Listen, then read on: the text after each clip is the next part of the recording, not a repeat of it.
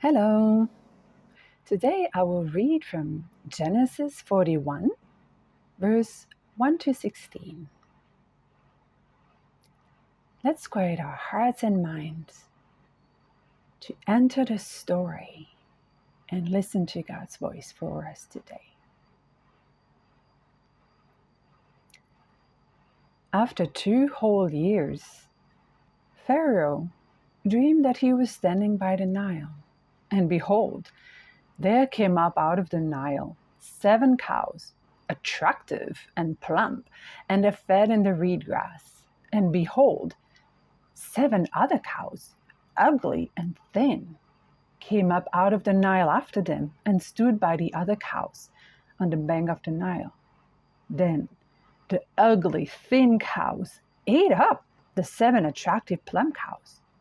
Pharaoh awoke, and he fell asleep again and dreamed a second time. And behold, 7 ears of grain, plump and good, were growing on one stalk. And behold, after them sprouted 7 ears, thin and blighted by the east wind. And the thin ears swallowed up the 7 plump, full ears. Pharaoh awoke. Behold, it was a dream.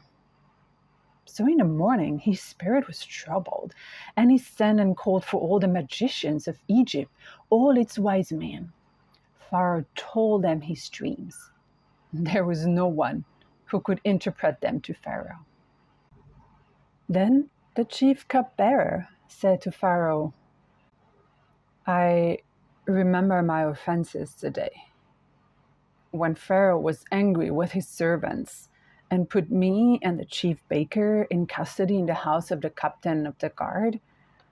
We dreamt on the same night, and he and I, each having a dream with his own interpretation. A young Hebrew was there with us, a servant of the captain of the guard. When we told him, he interpreted our dreams to us, giving an interpretation to each man according to his dream.